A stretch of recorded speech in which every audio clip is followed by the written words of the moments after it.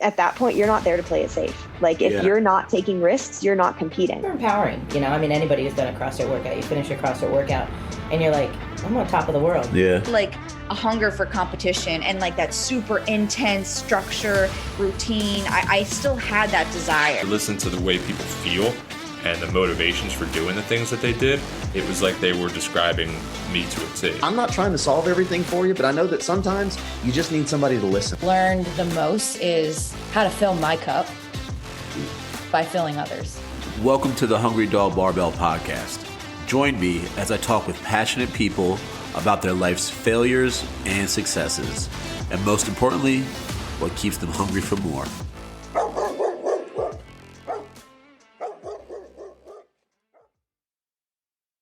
Yeah. Hell yeah. And then I would like read one book and then I would watch the movie, and then I would read like book 3 and then I would watch the movie.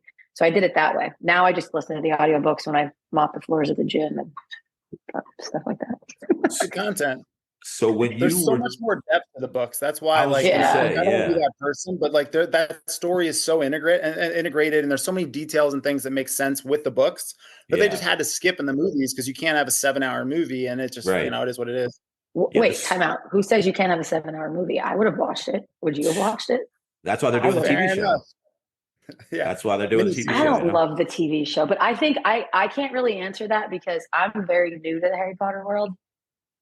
If this was something I got into, like I don't want to watch that. I'm not going to. Yeah. If I was into it in high school or middle school, then it'd be a different story. But it's funny you say that because I think like maybe a little bit of the opposite, that like if I had got into it more recently, like I might be more open to seeing the characters be played by someone else. But just the fact that like I literally grew up, I was the same age as like Emma Watson and them. I had a crush on her when I was in like middle school, so to see someone else playing that stuff, it would just be like feel a little bit weird, Yeah, agreed. But we've watched like other big properties being taken over. Like I've watched 6 different Batmans by now, and Ben Affleck was maybe my favorite one yet. And I think that everyone before him was my favorite at the time until the next one came out. Not everyone else gets it right like that, but all right, let's dive into this now. Speaking of one big property that we love and can also get upset with, let's move on to the next one. We are at the finishing point for most of the CrossFit athlete world, I should say, in the season right now. Quarterfinals is wrapped up. The individuals, they're all set. Age group finishes tonight, I believe. Eamon just told me that wraps up tonight and be official later on. So tell me, Jenna, you go first. Like based off of the open the quarterfinals, right? Based off of things like running it at your affiliate, how you feel about the workouts, and just like I guess the video review process. How do you grade the open and quarterfinals, the CrossFit season so far? All right. Unpopular opinion. I thought the open was pretty awesome this year. I really did. Heck yeah. We aren't an elite gym, and that's okay. We're okay with that, right? I felt like the workouts were so doable for our community. And I realize we're talking about like the whole world, but I'm just thinking in terms of CrossFit Hershey. Even the quarterfinal workouts, like they were all doable for everybody that participated. And I love that part of it. I do. I know, again, unpopular opinion, when Adrienne listens to this, she's probably not going to agree with me.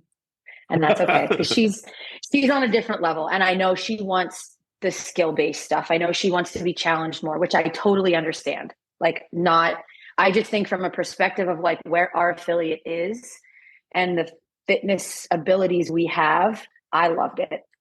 I really did. And I think I could speak for our entire community and kind of say the same thing, minus Adrienne. So that's the open, right? And quarterfinals too. You feel like it was a great process, like through the whole thing there for your affiliate?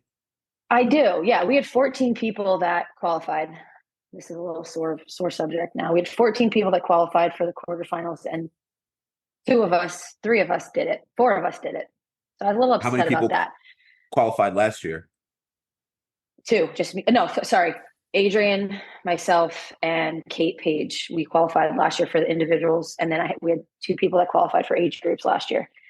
All 5 of us did it last year. But last year it was 2 separate weekends. So it made things interesting. Like I had to pick one or the other because I wasn't doing both. And I didn't want Adrian to do it by herself last year. So I chose to do individuals with her last year and got my head handed to me. Sort of. So I held my own, but yeah. This year with 14 that was people, last year. That was hold on before we keep going on and talk a little bit more about this year, because I think we were at a really good point there. Richard, what about your perspective on it? Jenna, it sounds like you're giving her like B plus A, like high praise for the season so far. Richard, at a different affiliate. So on the front end, I agree. I do like the open. 3 scores could be considered maybe not enough for a well-rounded test, but the argument I think is that 25% moved on. So you didn't really need this extensive depth that maybe you needed in a 14, 15, where people were qualifying directly to regionals and 5, 6 scores meant a better breadth of fitness testing, right? But yeah, the acts had to be bigger before. So yeah, right. Because you were trying to get 20 people in a given region. Right now, you're taking everyone who is at least semi-competitive. And so that first step doesn't have to be so intense. And one of my arguments, and I joked with this about actually with Adrian as well, was, if it seems easy, go faster. You know what I mean? Like you can always, like whether it's the burpee dumbbell, whether it was that light deadlift, there's always an opportunity to show your fitness by increasing the pace, by increasing the intensity. And so on the front end there, I like that. I love the short weeks as an affiliate. We're a pretty big gym here in Milwaukee. We have, ballpark 300 some members. And so running the open for 5 weeks or with really intense workouts with a ton of different equipment and all this stuff, it's a headache, and it doesn't really add a lot to what is at its base a community event. So I thought I like that a lot. I mean, we can get into quarterfinals a little more too. But as far as the open goes, I love it. I love the testing. I thought it was fun. I had good feedback from our members. So yeah, big for me. The open was an A. And then what about quarterfinals for you? Overall, I like it. I've seen a lot of people argue, like one of my favorite things is people are like, it's not heavy enough. And as a guy who was, when he was a competitive CrossFitter, heavily skewed towards strength, like I won competitions because I'd win the lift all the time. Right. I personally don't think that that's the only metric for fitness, and we've seen year in and year out in the open in particular, but with this new quarterfinals is a little different. The idea that strength, that it needs to be this like foundational piece of quarterfinals programming, I don't know if I necessarily agree with that. And again, I would certainly argue that if you can cycle 245 for reps, you have to be strong, so that bar doesn't have to be 315. It doesn't have to be for the guys. It doesn't have to be 205 necessarily for the women. And then same thing, we saw a capacity test. We saw a gymnastics test that I think a lot of people underestimated the impact of like the toes to bar, for example, later on in that workout. I think there's this constant desire for the community to over highlight strength. And when you look at it, it's gotta be sexy every single time, Yeah, I love to clean and jerk. Don't get me wrong, but I don't think that's necessarily going to find us the fittest people on earth. Right. And if you are that good that you can cycle, 245 or 165 for reps, then show it. The women did 30 plus reps. The men were up there. To me, that is still strength, but it's more CrossFit strength. We're showing metabolic fatigue doesn't limit us from high level lifting or heavier rather lifting. Yeah. I have a comment on the strength-based test that people keep asking for and just wanting to see the very basic, hey, just give us a softball pitch to knock it out of the park.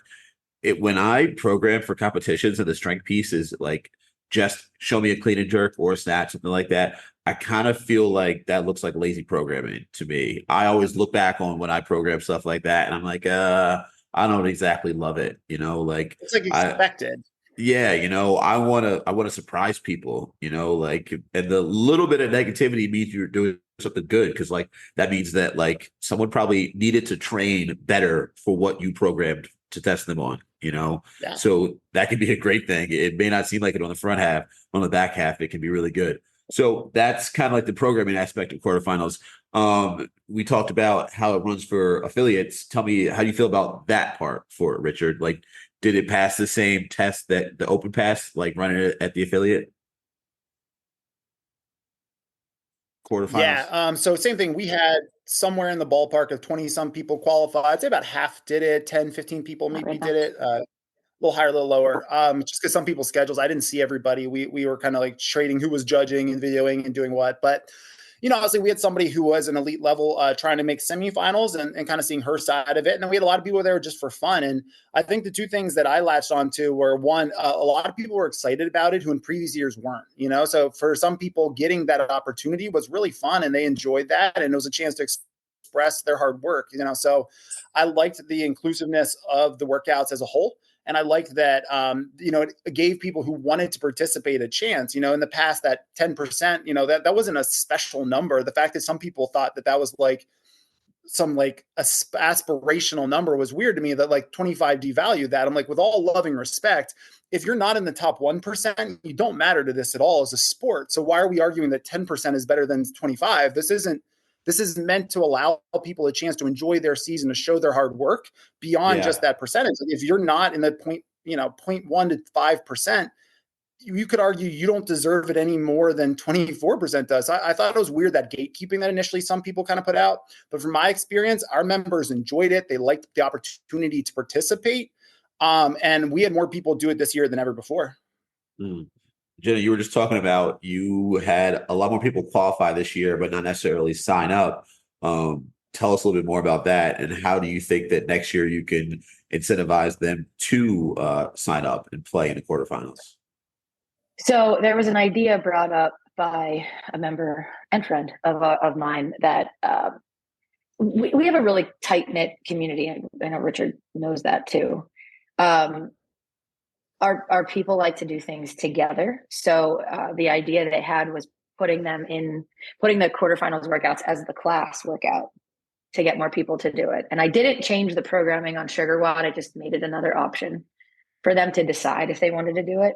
Saturday morning, we had, I would say probably 20 people do that clean and jerk with us. And the only two Dustin did it too. I think we had maybe 3 or 4 of us that did it that day that qualified for quarterfinals, and everybody else just did it for fun. So I think if we can get the community around us more people would do it.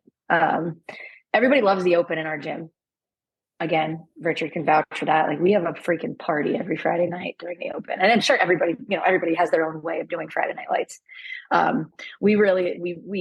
My 515 crew, they're great. They come back at night and they're there all night judging for me. Like, everybody's just there hanging out. The second week of the open this year, we probably had over 100 people there. We did a donation night for a previous member that's struggling with a sickness right now. Really cool. But we get really, really behind the open. And I think this year, being that it was the first year, I didn't do as an owner and leader, I didn't do a very good job of getting behind it for quarterfinals. Like, we could have made it that way, but I think it was a little bit different because, they released the workouts on Wednesday. I can think of somebody specifically that he works 4 days on, 4 days off, or 4 days night shift, 4 days day shift, 4 days off. Like, he couldn't come because he was working. Like, so it did conflict with people's schedules, and getting 14 people to do it together is a little bit of a nightmare. Yeah. But we probably could have done another like Friday night lights and got more people involved. And I think that may be the route we go next year. Yeah. Just extend the open, and that brings me back to, I know that 5 weeks in the open was a really long time.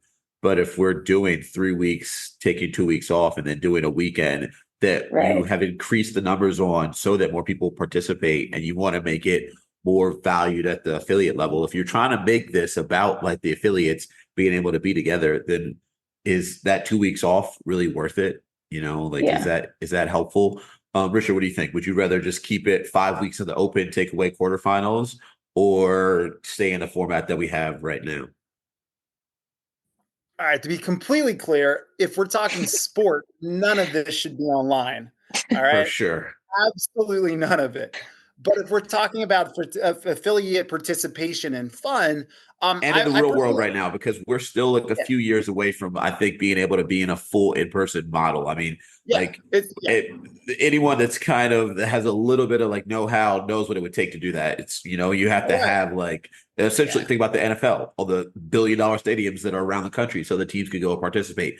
CrossFit is still a little bit away from that. But yeah, in the real world right now, what do you think is better? The 5 weeks of the CrossFit Open and then go on to like an in-person stage, or 3 weeks with a little bit of a break? I like the 3 weeks with a break. I think mentally it's nice to not just slam yourself in the wall over and over. Like I know, like, the intensity of the open isn't quite what it used to be, but people still go very, very hard and get very sore. Some people redo it, so it's just a slightly different context. So I think having a week or two allows us to get just a little bit recovered, make a game plan, and kind of focus on what's, next. Yeah. For this participatory model, I like this. I think it makes it fun. You get the 3 weeks for everyone. You get an extra extension for those who both qualify and want to. I think it's a good blend. Yeah. Jenna, what about you up there? Stay 3 weeks or go back to the 5? I like the 3 weeks. I think it gives you something to work towards. I also think for us, and I'm going to say this as best as I possibly can, we have some people that think they're a little better than they are. We all here. And I feel like I don't love the level thing. I think that, but it also kind of helps talk about the ladder and building. I know that helped a lot of our people understand where they fall on that ladder, and a little bit of realistic kind of set in, reality set in a little bit. Did they do away with that this year, or is it going to be back after the quarterfinals? Or I don't even. It might be after the games. Stuff is still there. Yeah, the levels are still there, but I think they've re-upped it in power rankings after the games. But it's good. It's good to coach to that, because for us, we're really, and hopefully every gym is like this, but I know for us, we're really big on technique, right? And I don't want you jumping up trying to do a bar muscle up if you can't even do a chest to bar, So it's things like that where when you see the open and you see the RX movements, if you can't RX the workouts in the open, then why are we trying to RX them in class? And I know there's definitely gray areas in that, but I do think that helped our community kind of figure out again, that ladder of growth. So I love the 3 weeks. Again, I think it's this year, the people that did qualify, even though some of them didn't do it due to whatever reason, it gave everybody something to work towards. I think it makes it more fun. Yeah. I love I'm not mad at the 25% either. I think that makes it easier as a programmer for events to base your standards off of. Last year when it was top 10%, it was I didn't want to put in this is for people that make quarterfinals for RX division, because that's mostly the tip of the spear, it's not the very tip, but it's high up there. 25% is going to include everyone that goes out there and competes, and at a local level, if you make quarterfinals, you should be able to do most of the RX things. You might be at the bottom of the category, but we all know those people that are they RX 90% of the workouts there, and maybe they're not the best at handstand push-ups, but they crush everything else, bar muscle up, ring muscle ups, handstand walking even, and they just have one hole in it, so they might place in the 77s, or the mid 80s, but they should not be doing scaled. So, exactly. They're gonna crush at a scale competition if you program correctly. I'll go a little finger guns there with the correctly. So I have this question for you guys, right? I've been thinking about this. We talked about devaluing your fitness when it goes from 10 to 25%. Let's say that we are 5 years in the future. We've time traveled there, right?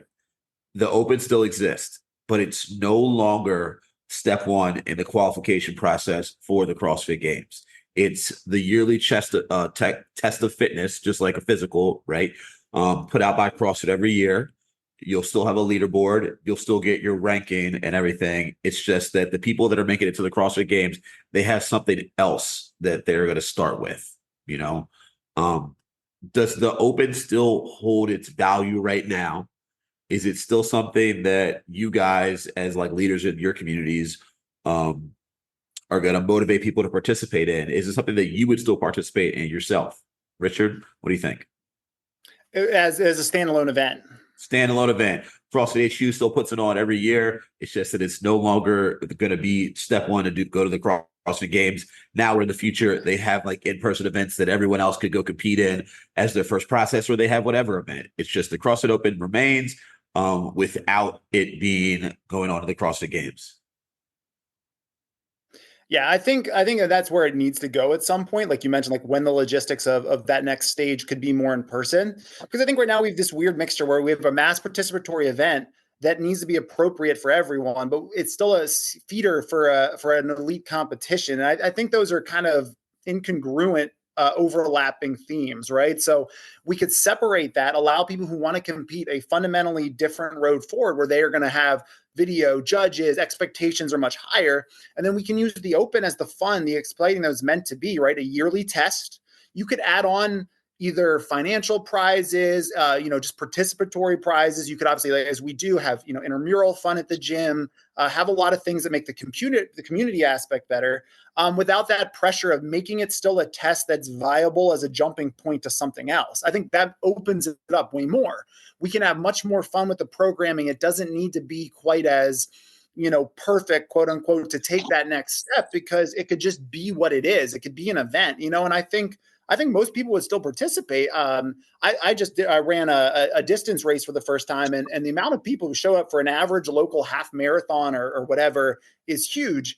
Right. And I think that still exists in CrossFit, and especially if we market it to our people well. I don't think it needs to be a jumping off point to the games, because half our members don't even know what that is. To be a great, couple weeks of fun for your members and to test themselves. Yeah. Jenna, what about you up there? Are you still doing the open if it doesn't lead to the games? Are you still pushing it to your members? Absolutely. But we do that now. Yeah. Like I said, we're not an elite gym, and we're okay with that. We're a good gym. We have people that like to compete, and we have people that can compete. But at the end of the day, the way we sell the open to new people that have never done it before, people that are nervous about it's a way to test your fitness. Right. It has nothing to do with what's going to happen in the future. We're just looking to see, have you grown? Can you apply what you learned in the last year? Yeah. Type thing. So yeah, absolutely. I think that would actually I can think of people specifically. I think going that direction, again, I speak for just CrossFit Hershey, it would take the pressure off, I think, for a lot of people. And I like the idea that you can work towards, well, here's my question. Would it still be worldwide? And there'd still be a leaderboard worldwide? Still worldwide, still leaderboard every year. You still get ranking where you rank and everything. And they still keep all the numbers up from years past. Yep, definitely. I would absolutely do it, because that's what most of our people do anyway. That's why they want to do the open, to see where they fall this year compared to the last however many years. Yeah. And I agree with Richard. I would be okay with that if they went in that direction. I think it might actually be more fun. Do you think that it loses its value, like in an overall scheme, how people think about it and talk about it? I don't think in our community, no. I can't speak for anybody else's community, but I don't think it would lose its value. Like I said, I think it would probably help a little bit, honestly. I think more people would do it. Yeah. I could think of like Kim Richard never signs up for the open. She does all the workouts, but she doesn't sign up because it's just too much pressure, and taking that piece away from it. And it's just, here's a yearly test. Let's do it. I think that would be huge for our crew. Yeah, so. I agree there. And even too, like, as a reminder, right, like most of the people who are doing the open, they don't even consider the competitive element of it, right? They're not interested in the quarterfinals, let alone semis or the games, right? So I don't think for most people it changes that. And going back to the handful of people who maybe think they're better than they are, then they can sign up for the next stage, right? Like if you're only doing the open for the next stage, it overlooks the real purpose of it, like it was always meant to be this amazing opportunity where, no other event, no other sport, for that word, whatever, has something like that, right? Like, no offense to Orange Theory or any of the people who rip off our methodology with a lesser version.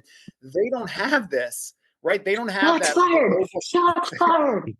I'm just saying, there's no Orange Theory, F45, or all that nonsense. The gyms that are such and such fit, but don't actually do CrossFit, but do CrossFit without us, right? And that, to me, is important. That is where we have our community actually participate, come together, say, we are here, we're part of this. This is unique and special. Nothing else like this exists. And it doesn't have to lead to something else for that to be true. Yeah, I totally support that. I'm like, what do you think? I completely agree with you guys. I think that the next step forward, at least, because there's probably going to be a lot more steps in between now and when this becomes a viable option, is to divest and make the CrossFit Open a standalone thing that does not lead to the world's fittest. We talked about earlier about the evolution of programming, and one thing that's happened is that with more eyes on CrossFit and more people doing it, and it becoming a more viable option for a career path, if it is that, for people like program is just going to change, because like before you were testing a much smaller group of people. Now you're testing thousands of people to see who could move on. So there has to be a shakeup in what's going to be the test when they're online to in person over the years. You talk about something that's going on almost 2 decades of being a worldwide global test, so that's really cool to see. I want to talk about your guys' relationship in a remote coaching standpoint. How do you make it so that you guys feel like you're in person leading up to these virtual competitions as a remote coach and athlete relationship? Like, Richard, what are some things that you do to like check in with all your athletes at Hershey, all your remote athletes, like leading up to competition time? I think one of the biggest things is establishing that relationship like throughout the year in general, right? So Jenna and I talk a lot, and different people have different needs for me. I've noticed I have a couple people who pop in, they'll post their scores. They're like, yep, everything's good. And then that's kind of it. Peace. And I have some people, who are going to message me 2-3 times a week, who have questions on things, who want more guidance, whatever. And, I, as an athlete was, had my own version of that too when I was working with other people.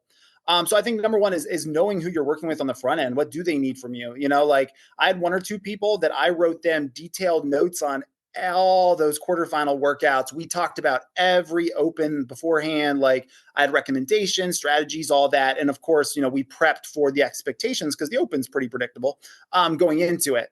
And then there's some people who they're going to kind of run their own race regardless. And you just kind of hope that you gave them the tools to do that really well.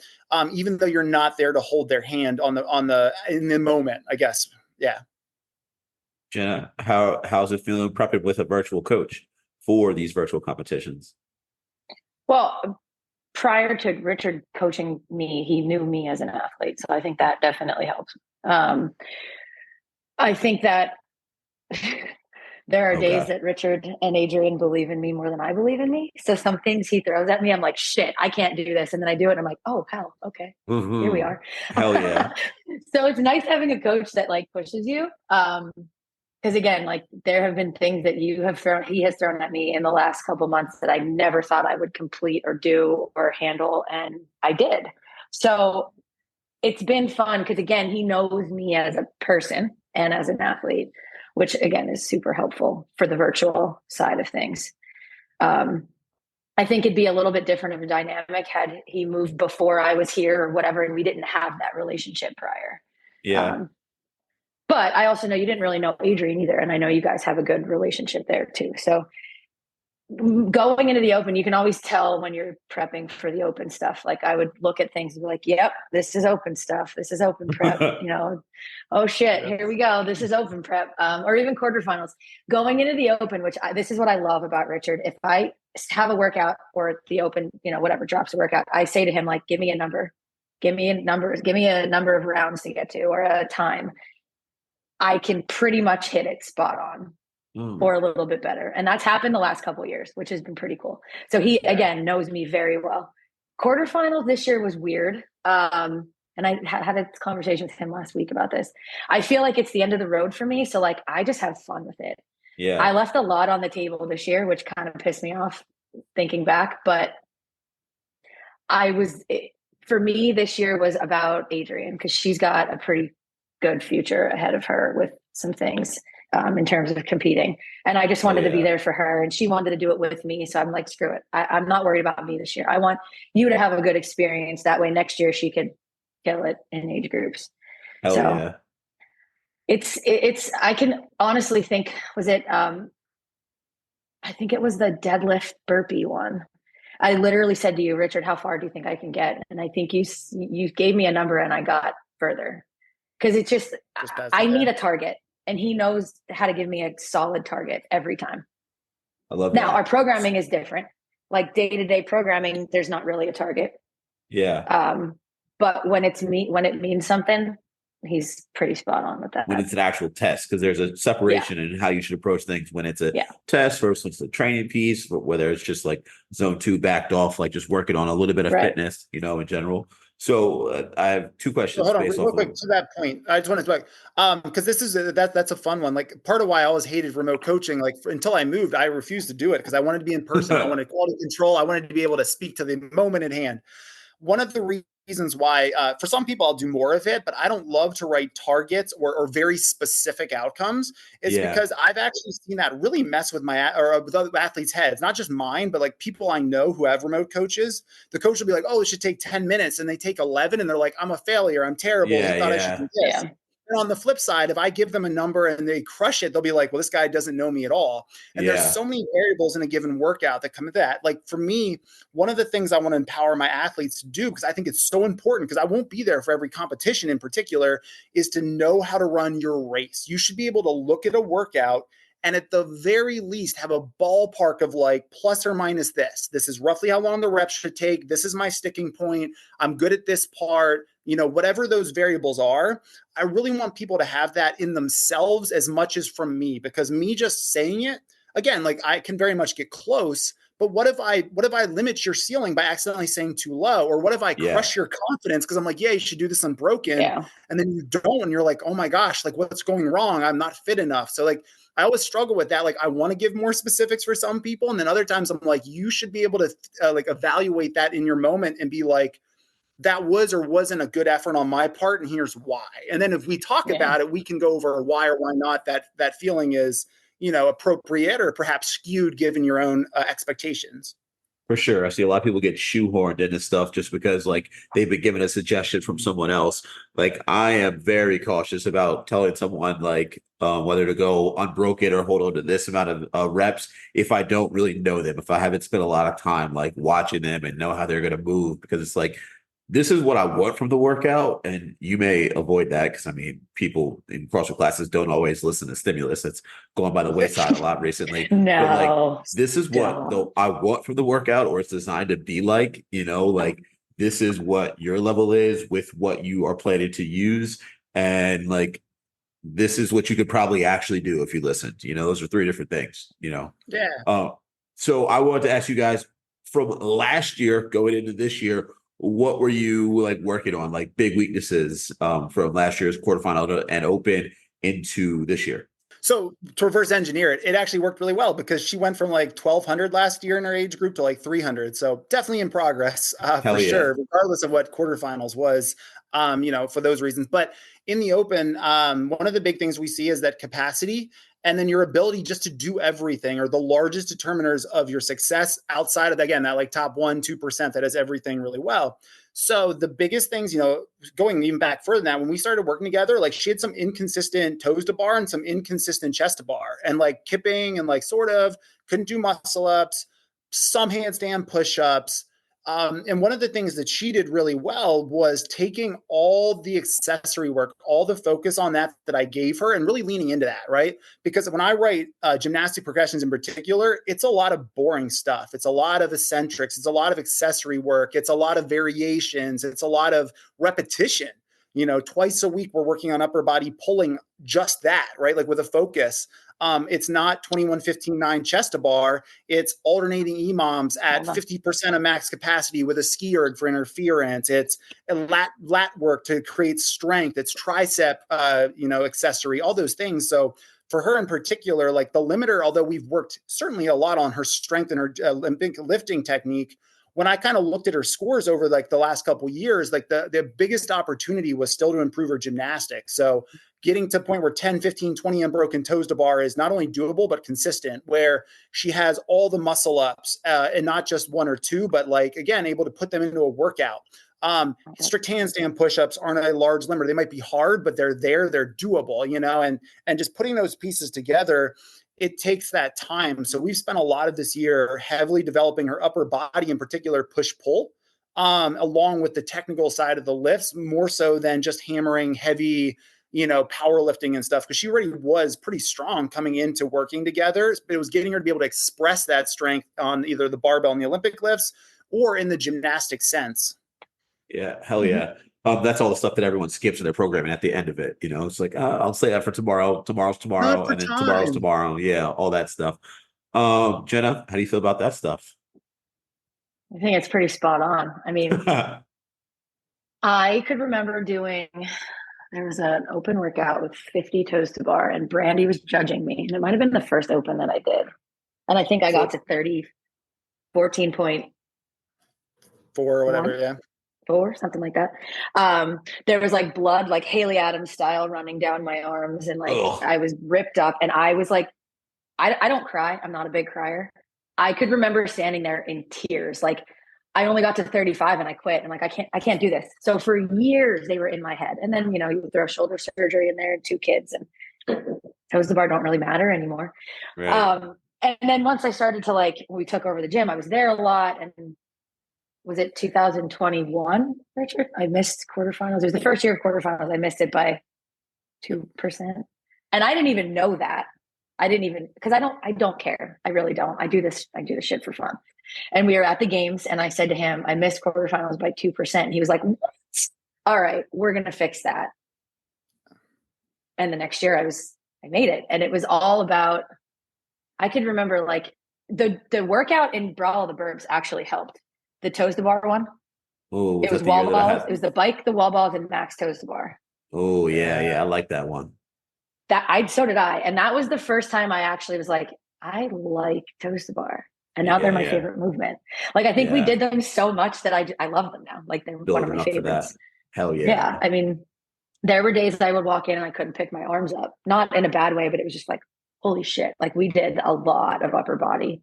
And I just, I'm a little bit of a gym rat. So I always was, even with basketball. So with that in mind, you guys want to get a little inside view of one of the Brawl workouts here? Yeah. At the end of the episode.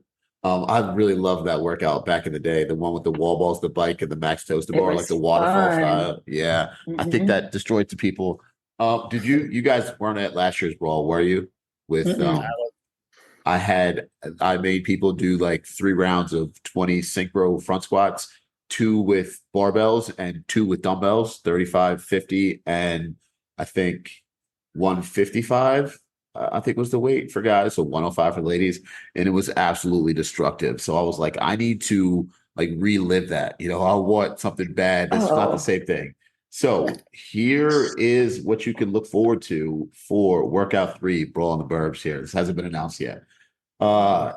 It's going to be exclusive. 4-time. Yeah, exclusive. 4-time. I think I put an 18-minute time cap.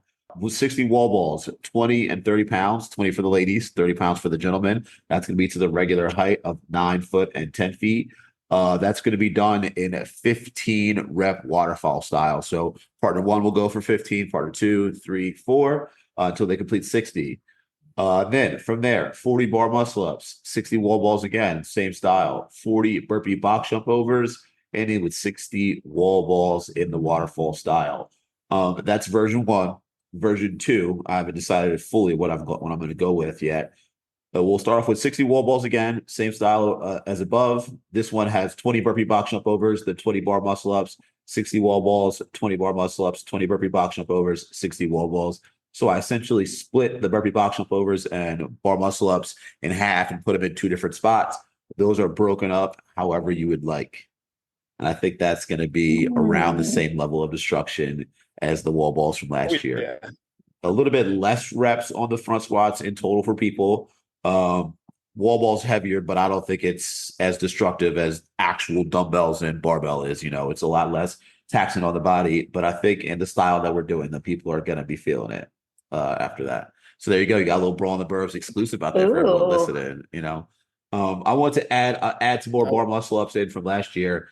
And in workout 2, another little preview, there's going to be strict handstand push-ups. Yeah. At least 2 members out there in RX. Boom. Love it. It's going to be great. Heavy wall balls forever, baby. Yeah. Richard, why don't you come? Yeah, I'll do heavy wall balls. Richard, why don't you come in? You can. Boom, you get a team 4. I'm going to post a picture of Richard in the background when I'm doing the briefing from 2022. I found that picture. I'm going to use that again. I'll post that up later on today. What was I going to say there? That was Jenna. You were at Girls on Girls when I had the high wall balls, right? It wasn't heavy; it was high that time. Tell me, what do you like better, high wall balls or heavy wall balls? Which one you picking? All of them. You love wall balls? You're a mad I love person. wall balls. Richard, which one for you? Well, you're tall. I guess you're going to go with high, right? Actually, one time I jumped in on one of Kelly, our games athlete here, one of her workouts, and she had 12-foot wall balls. That was super fun. But I'm going to go heavy. People just don't do wall balls really well, in my opinion. I think their technique isn't good. I think people overlook how important the way you cradle the ball is, the support of it, all that. Oh my God, I talk about that so much in class. Yeah. Your legs will never fatigue with a ball. They just won't. And if you're struggling on wall balls, I don't care if you're short. It's because your arms aren't doing the right things. So I'm a big fan of heavy wall balls. I think it's a good separator, and I think it makes people doubt themselves a little bit on the rep where otherwise perhaps they wouldn't. And that's a fun play on a competitive setting, like, your workout, for example, like when you have to really throw that ball versus doing it mindlessly, that's a spike. I'm always here for 30, 20 wall balls. And it's like just 15. That's really not that many, like even for the heavier reps. And you have someone waiting behind you to be going for the next set. So like whenever I'm programming for events, I'm like, all right, like, yes, everyone's going to be coming with a certain level of adrenaline. It's going to push things up higher. But how can I make the workout add in intensity? Like how can I build it in? And knowing that you can't proceed with the workout until you're done with this set, it's going to be the thing that's like, all right, some people are going to leave with some fights going on for their 4-person teams from that afternoon. There's going to be a couple of arguments driving home that I like that. That excites me as a programmer. All right, here we go, guys. At the end of the episode, we've wrapped up a whole bunch of stuff about the CrossFit season here. I usually ask people, like, what are they hungry for? We've done that a bunch with you guys being on the episode. I want to ask you, what are you looking forward next to in the season? Like, whether it be something that you want to see workout-wise at semis, a test that we haven't seen yet, or like an athlete that you're hoping to watch at semis and the games. Jenna, what are you looking forward to next? He's like Orlando, Harry Potter. Yeah. my mind is in Hogwarts right now. I don't know. I hope Eamon makes it to the next round. He's gone through some shit this year. So 5 hours. I'm hoping. Yeah. Well, I mean, he's made it to semis. I hope they throw him some good workouts that play in his favor for semis, and he gets to the games. He deserves it. He went through some hell this year. So yeah, shout out to Eamon. Yeah, and then looking forward to next year. I mean, I'm just so excited for Adrian. I really am. So hell yeah. Maybe we can get Richard to come in for Brawl the Burbs too. I'm excited for that. Maybe we can talk. 2 shout outs right there, Richard. Richard, what about you? What are you looking forward to now?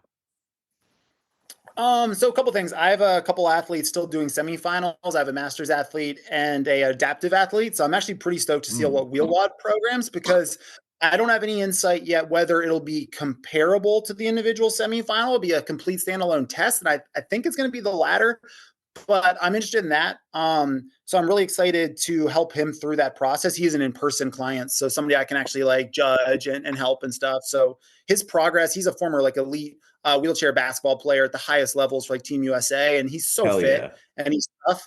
And so just really just getting him strong. I've been telling him just to eat and lift. Like we've been doing so much lifting because he just needs to get bigger against some of these guys in that below the knee division. But on the other side of that, I'm definitely just excited, I think, to see what the semifinals like programming looks like, because we've had so much conversation, so much controversy. There's so many negative voices in this space, and I'm excited, hopefully, for a stage of this to be positive and fun. Like, have the visual. We get to watch the live streams. We're going to see the best athletes throw down. I'm always going to root for Laura. She's the coolest person in this sport for sure. So, I mean, good luck beating Tia in person, but I still hope she can. Yeah, seriously. But yeah, I'm excited to see kind of how, this next stage plays out, and hopefully we can, regain some of that positivity and happiness. No more freaking gray pictures of sad people talking about their penalties. I just want to see positivity. I want to see the people who qualified show up and how fit they are. And hopefully we get a great games field, and then that can lead into whatever, Texas is going to look like for the games. Oh, buddy, man, have fun out there with everyone that's going. They're going to be melting in that Texas sun. Something that I want to say, Dan, based off what you just said, man, we had a girl that's been working so hard over this past year. Like, she's been doing personal training with me almost every week since last year's Open, just to like pick up a couple of skills, like, and get a little bit more prepared for the Open. And she made quarterfinals this year. She got her first bar muscle ups literally the week of that Open workout, and then got 5 in the workout itself. And that almost gets overshadowed because you're online, like reading everything about all the stuff that's like out there in the ether, I'll say, or out there on the cloud, that like I said, that stuff gets overshadowed and it sucks. So I'm with you, man. I'm hoping for a positive rest of the season. We get to see some Games rookies do their thing this year. I think that I already said that I'm already wrong. I said that Tia wasn't going to lose anything from the start of the Open through the rest of the year, but she hasn't won the Open, but that doesn't really matter. It's all right, with those weird power rankings there. So I hope that it's a positive rest of the season, that the magic of CrossFit comes back even in the game season, Agreed. Oh man, dudes, this has been a great episode. I love getting to chat with some other nerds, CrossFit nerds, Harry Potter nerds, all of that here, and bring back some positivity, just like we were just saying, into the space. Right. This episode will be coming out next week. Dogs, we're gonna get out of here. Peace.